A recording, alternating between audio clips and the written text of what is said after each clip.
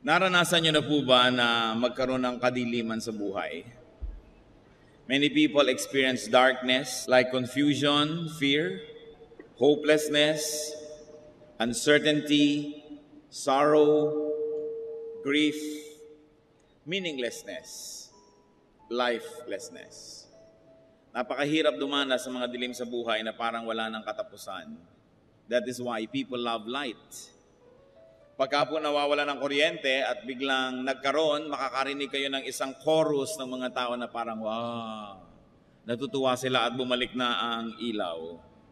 At lalong-lalo sa hindi makatulog, napakalaking bagay yung lumiliwanag na at nagbubukang liwayway. Yung mga may mga problema, hindi sila makatulog, gusto na nilang mag-umaga. Napakasarap isipin na ang Panginoong Jesus ang ating liwanag. That Jesus is our light. Yan po ang ating pagtutuunan ng pansin. Jesus the light. Sa atin pong patuloy na pakikipag-ibigan sa Panginoon habang lalo natin siyang nakikilala. Aming Diyos, salamat po sapagkat kayo ay aming liwanag. Kayo ay aming kaliwanagan. Mangusap nga po kayong may kapangyarihan sa amin at nang ang mga kadiliman sa aming buhay ay matapunan ng inyong liwanag. Papagliwanagin niyo ang aming mga nagdidilim na isip, Panginoon, ang nagdidilim na buhay, at nawa ang liwanag niyo ang siyang maging buhay naming lahat. Ipatawad niyo po ang aming mga kasalanan, Panginoon. Linisin kami sa aming mga karumihan at mangusap kayong may kapangyarihan sa amin ngayon. Nais po naming madinig ang inyong tinig, loobin niyo na maunawaan namin. We reject lies and falsehood. We reject deception, and we accept your truth, O Holy One of God. Holy Spirit, enlighten us. Father, speak to us. In the name of your Son, Jesus, we pray. Jesus, the light, our light. Sa Matthew 4:12-17, atin pong makikita ang halaga ng Panginoon na nag-uumpisahan palang makita ng mga tao nung ang Panginoon ay nag-uumpisang magministeryo. When Jesus heard that John had been put in prison, he returned to Galilee.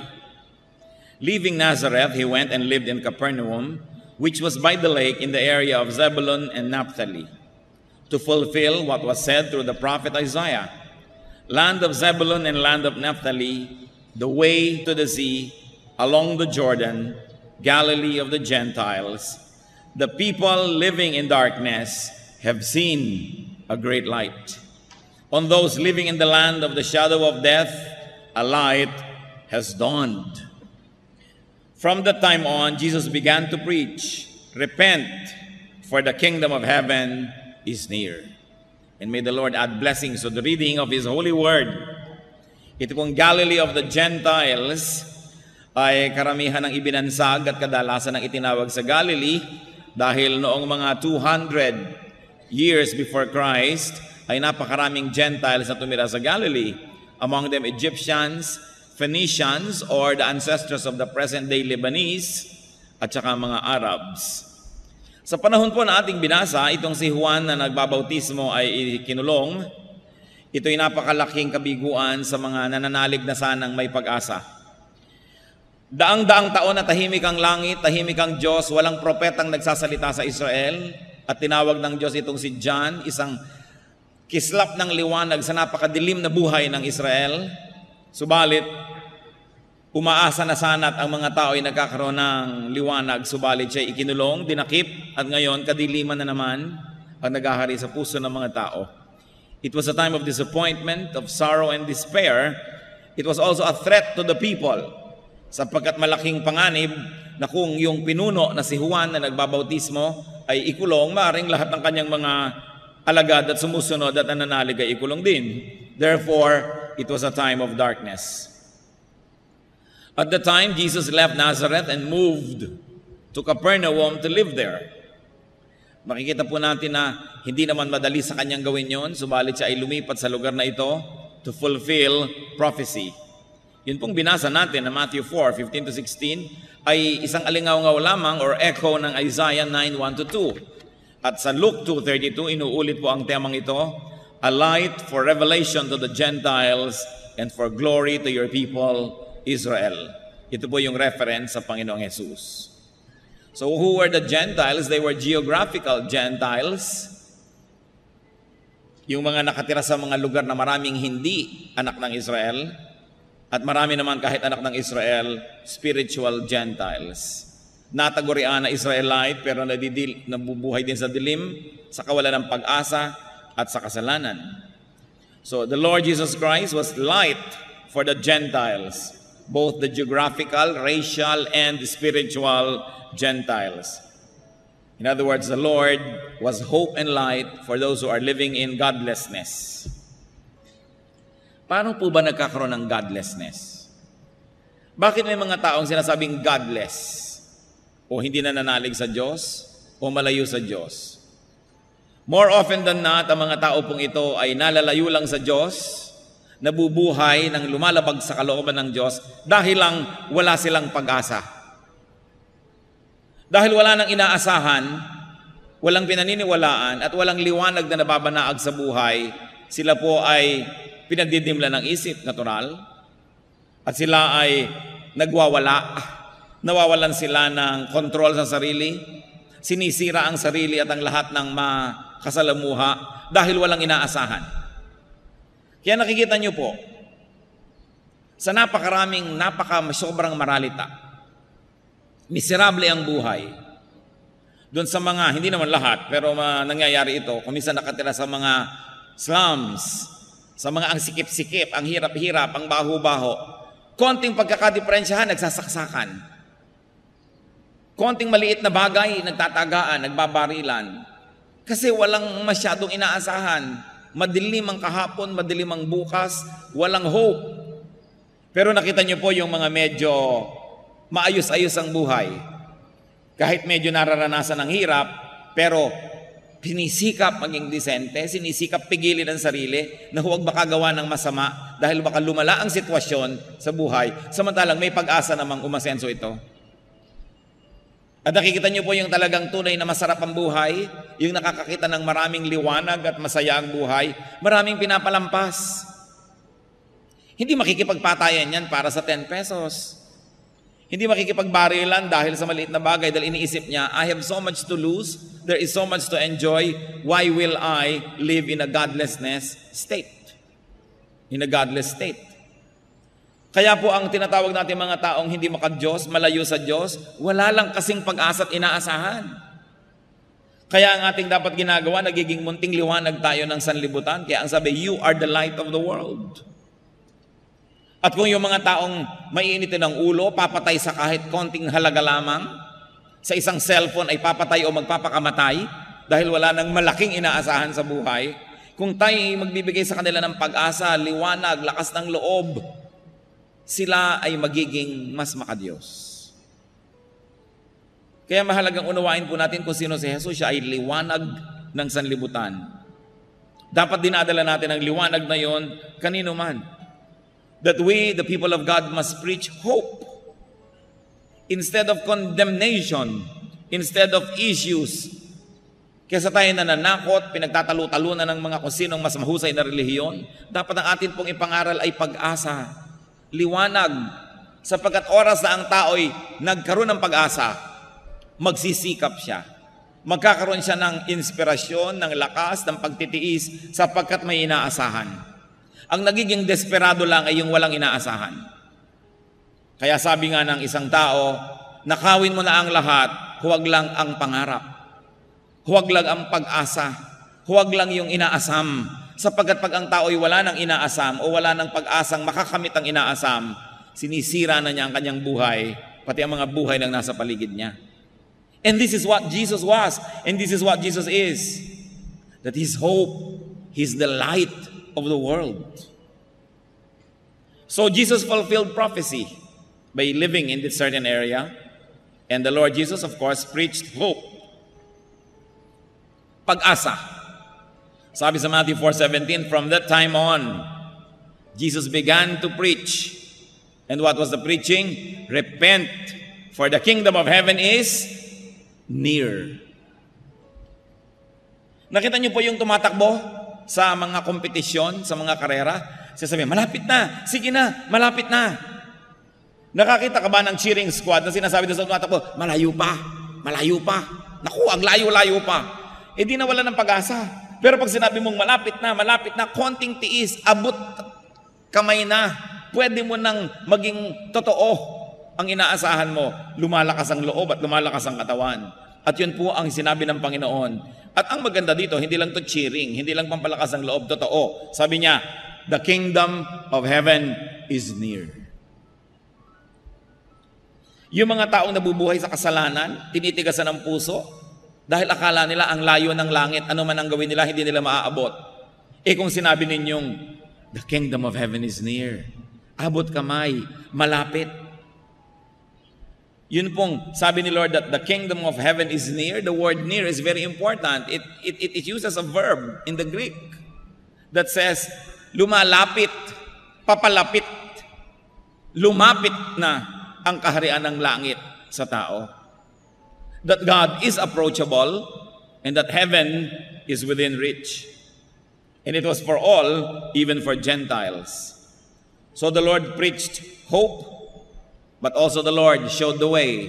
He preached repentance as the way to hope.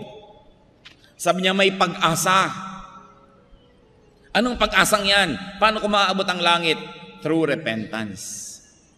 Pagsisihan ang kasalanan.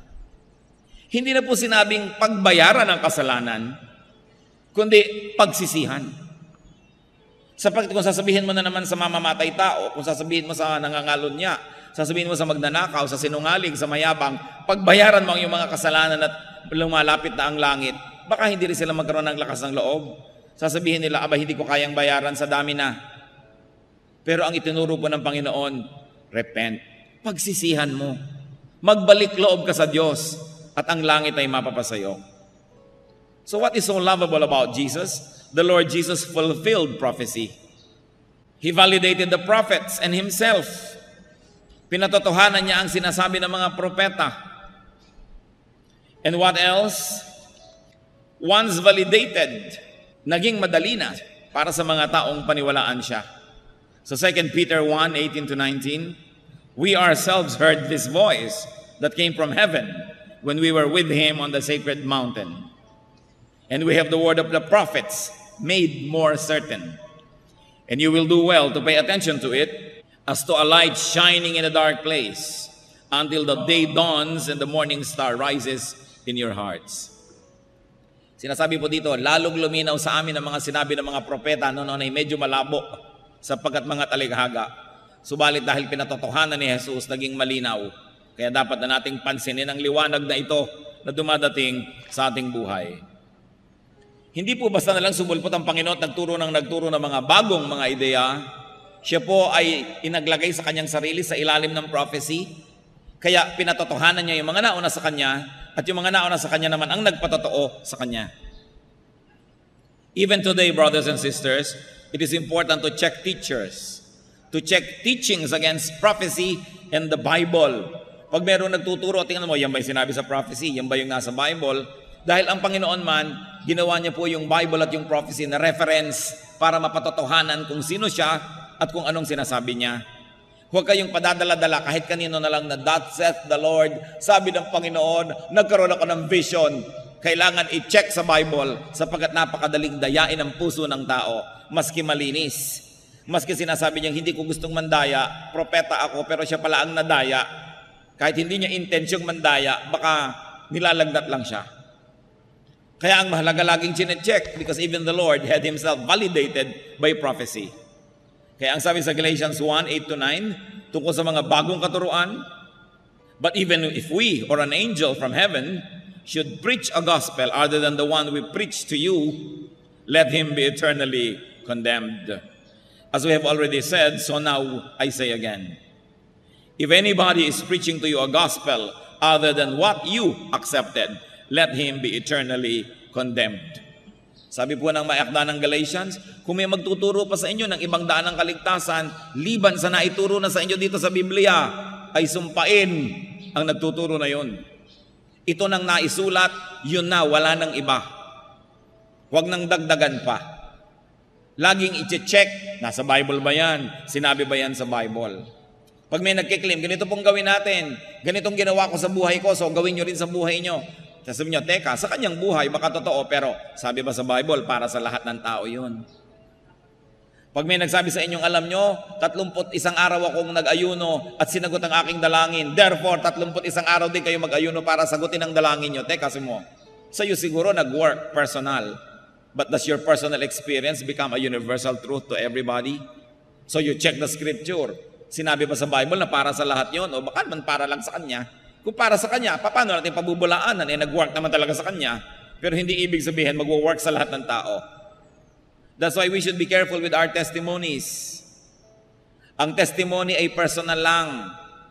Noon pong yung anak ko may sakit, sabi sa akin ng Espiritu ng Diyos, huwag mong ipadoktor, akong maggagamot. At gumaling po talaga ang anak ko. Eto siya, palakpakan naman ng lahat ng tao. Therefore, pag may sakit po ang anak nyo, huwag nyo ipapadoktor.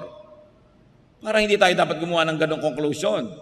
Personal lang na experience niya yon, personal na naranasan niya, pero hindi ibig sabihin doktrina para sa lahat ng tao. Para maging doktrina sa lahat ng tao, kailangan makita mo sa Biblia ang sinabi nga, at ito'y para sa lahat, lahat ay dapat sumunod dito. Mag-ingat-ingat po kayo sa pakikinig sa mga testimonyo. Kasi ang Panginoong Diyos, may mga pakikitungo sa atin na very personal. Binibigyan ka ng ideyang ganito, gusto ka niyang pagpalain na ganon, pero hindi ibig sabihin, pwedeng kopyahin ng lahat ng tao. Kaya yung mga iba nag-aaral, paano ba lumalago ang simbahan A, ang congregation B, yung fellowship 3? Tapos kokopyahin ng ibang churches, lahat ng ginawa, ay ganitong ginawa nila, gawin din natin, ganitong ginawa, gawin din natin. Hindi Iba-iba ang dealing ng Panginoon sa bawat kongregasyon, sa bawat tao. Hindi ko man nag-work yung formula na yon, doon sa lugar na yon, mag-work dito. Hindi universal yon, personal lang. Kaya mahalaga, yung kilala natin ang salita ng Diyos, ilalapat natin doon yung mga claims ng mga tao. Dahil kuminsan madali tayong mapapaniwala, lalo't nakita natin totoo nga, effective sa buhay ng iba. Gumagaling sila sa sakit nila, o yumayaman sila, o sumasaya sila. Sabi ng isa, alam nyo, ako nag-pray, 9 na Biyernes, 3:00 ng umaga, bumalik ang asawa ko. Hindi ibig sabihin lahat ngayon ang iniwan ng asawa ay magdadasal lang gano'n, babalik din. Do not make doctrines out of personal experiences. It's purely personal. Make doctrines only out of those that are validated by the Bible. Kailangan yun. Ipinakakadiin-diin ko po ito dahil kuminsan tayo nagiging emosyonal. Gusto nating kopyahin yung biyaya na natanggap ng kapwa natin. Iba-iba ang pakikitungo sa atin ang Diyos. Personal. Katulad ng iba-iba ang ating mga fingerprints.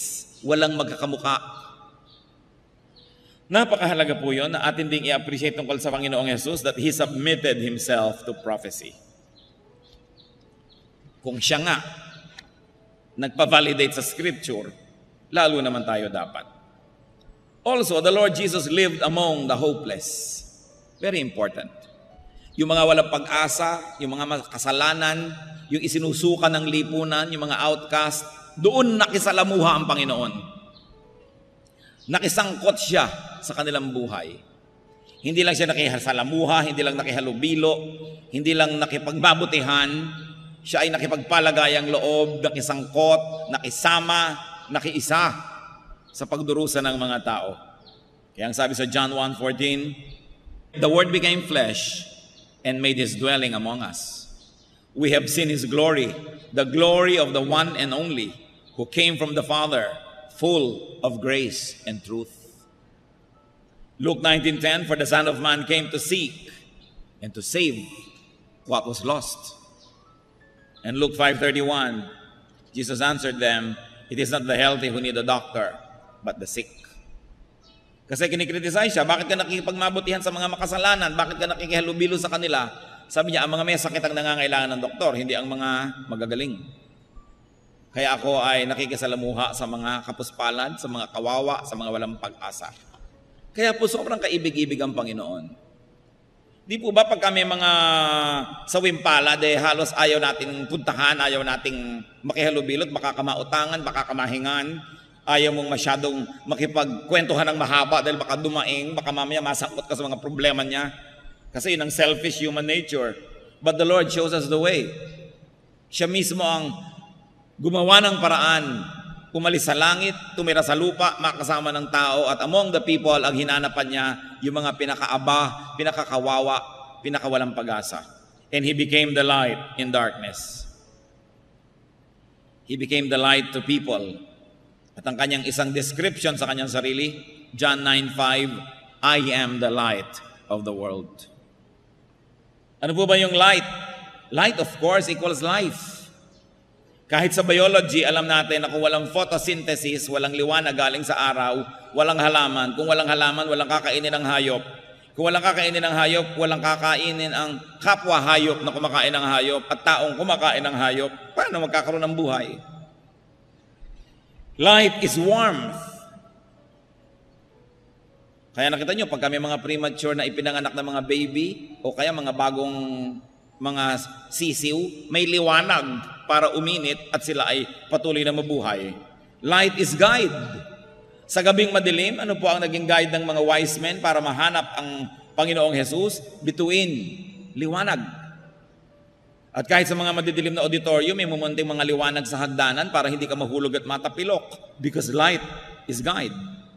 Therefore, light is bridge. Bakit po ang layo-layo nyo, pag tiningnan ko kayo at tiningnan nyo ko, tayo nagkakaroon ng tulay, nararamdaman kong mararamdaman nyo, makararamdaman nyo ang nararamdaman ko, magkakasenyasan tayo, nagkakabasahan tayo ng isip, dahil may liwanag. Kahit ang layo natin, pag may liwanag sa pagitan natin, may tulay para tayo magkita. Kahit nga nandun sa buwan ang layo-layo, makikita mo. Dahil may liwanag. Pero subukan nyo mawala ng liwanag, kahit ang lapit, hindi nyo makikita. Ganun kahalaga ang liwanag. And because also light is beauty. Kaya nakikita nyo po yung mga neon lights, yung mga Christmas lights, yung mga lighting effects. Light is beauty. At napakaganda ng description sa Panginoon. If you are in darkness, if you are discouraged or hopeless, or if someone close to you is in darkness and hopeless, especially if it's you, the Lord wants to live in you. Ito po ang mensahe na sinasabi doon. Nung siya ay tumira among the Gentiles, gusto niya na makipagmabutihan, makiisa doon sa mga nawawala ng pag-asa, sa mga may kadiliman at pinagdidimlan. Kung kayo po ay nasasabing may dilim ang buhay ko, kayo ang gustong-gustong puntahan ni Jesus. Kung sinasabi ko yan, ako ang gustong-gustong puntahan niya, sapagkat ang liwanag ay talagang naghahanap ng dilim kung saan siya magkakaroon ng kahulugan. Matthew 11:28, come to me all of you who are weary and burdened, and I'll give you rest. Dapat ang ibinibigay ng relihiyon, rest. Kung talaga magiging espiritual ang relihiyon at magiging Kristiyano. Pero hindi, kadalasan, pampapagod ang relihiyon. Because religion will blackmail you, will scare you into working so hard so that religion can use you and exploit you. Pero ang sabi ni Lord, I'll give you rest. Payapa dapat ang iyong loob. Pagod man ang iyong katawan, dapat tahimik ang iyong kalooban kung ang Panginoon ay nasa iyo. At sabi sa 1 Peter 5:7, cast all your anxiety on Him because He cares for you.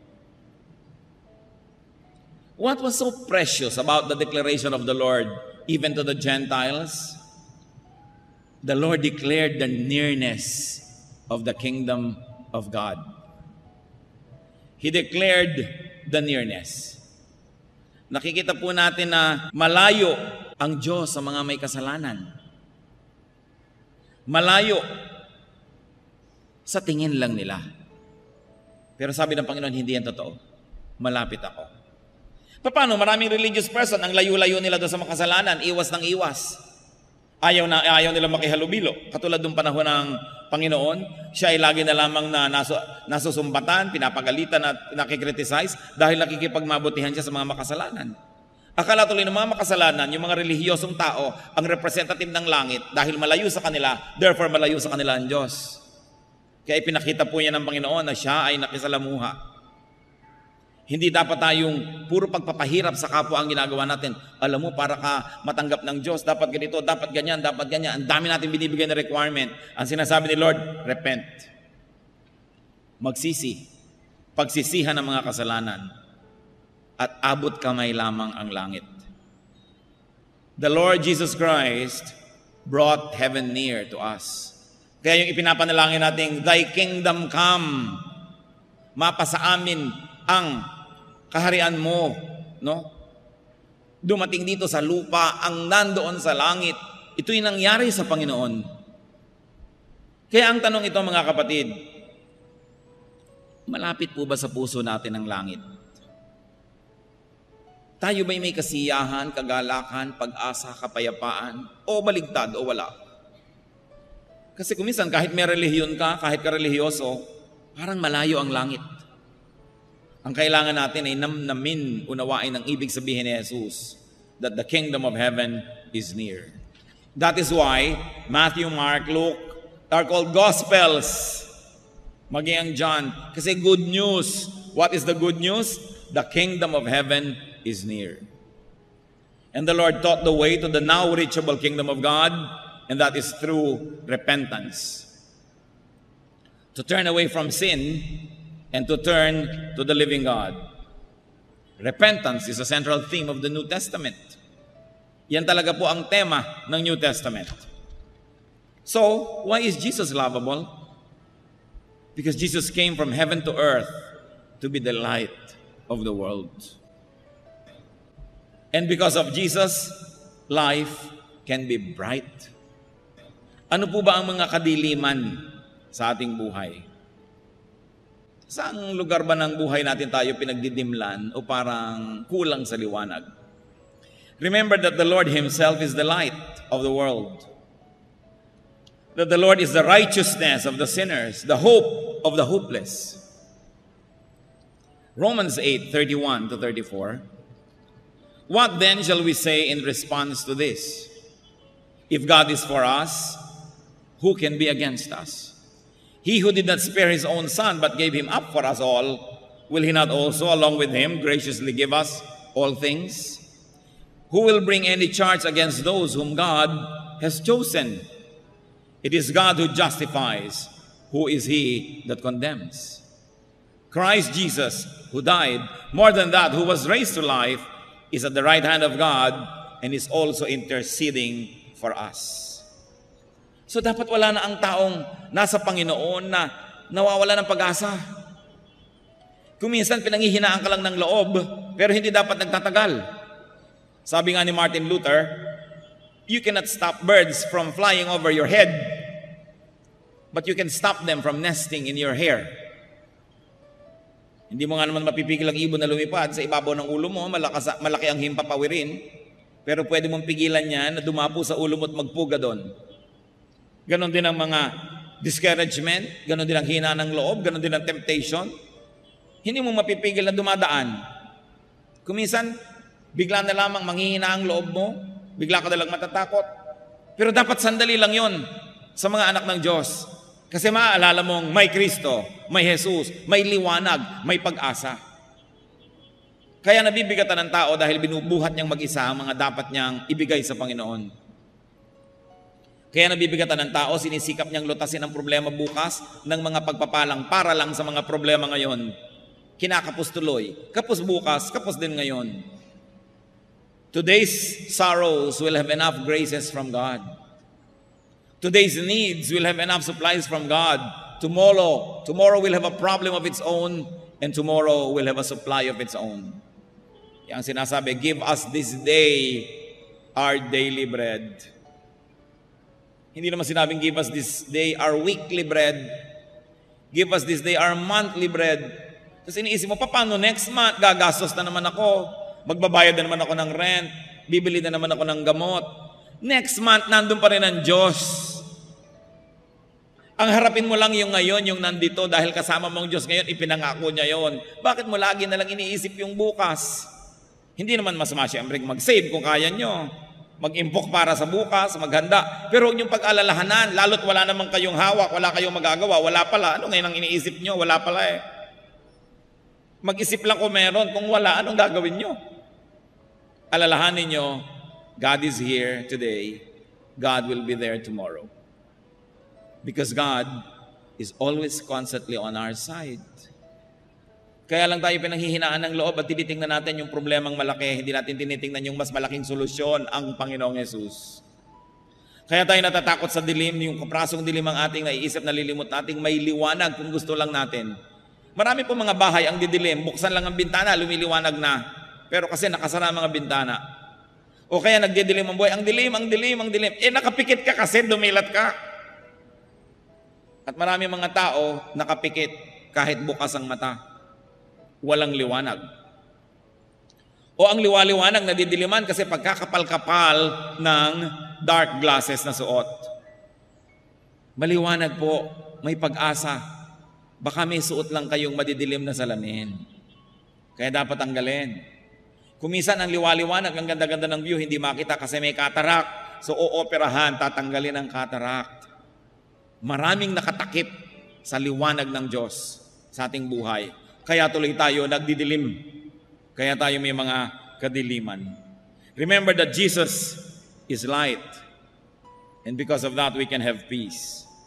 That Jesus is lovely and lovable. So do not live in darkness. Do not be afraid of the dark.